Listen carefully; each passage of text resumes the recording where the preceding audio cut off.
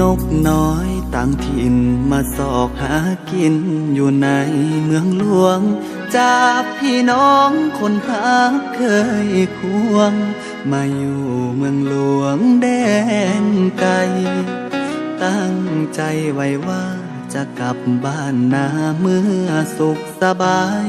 ลาจากบ้านแทบน้ำตาไหลก้าวไปเพื่อหางานทำตากแดดหน้าดำตะเวนคอยคำจึงได้กับตามาพักอยู่ในห้องเศร้าสุดเหงาเมื่อยามค่ำคืนยืนมองท้องฟ้าเห็นเมฆขาวหัวใจสะอื้นลมหนาวเมื่อยามกลางคืนหนาวสั่นสะท้านดวงใจ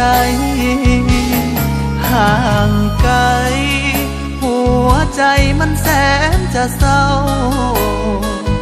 คิดถึงภาพเก่าเมื่อเฮานั้นอยู่บ้านนาสัญญาว่าไว้พร้อมเมื่อใดจะหีบกลับมารอคอยลูกก่อนเถิดนาจะกลับมาเมื่อลูกได้ดีอีก2-3 ปีพ่อแม่นี้จงตั้งตารอจะหอบเงินไปฝากแม่พ่อเก็บเงินพอจะหีบคืนบ้านสงกรานต์ปีหน้าลูกขอสัญญาพาใจกับตาห่วงหาทุกแรงคำเศร้าคิดถึงเจ้าบ่มีเว้นไว้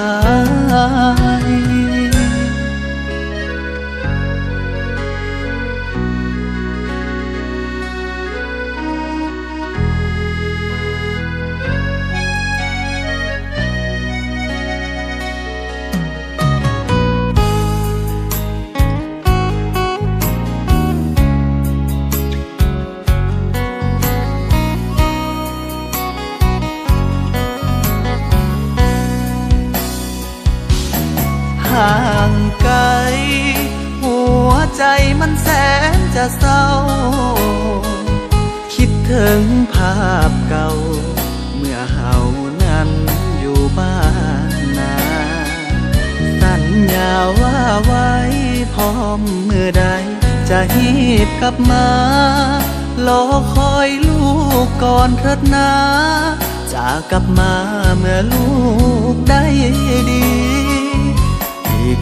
2-3 ปีพ่อแม่นี้จงตั้งตารอ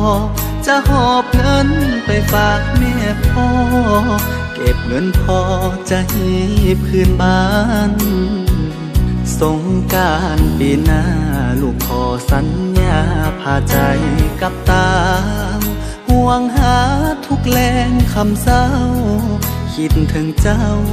บ่มีเว้นไว้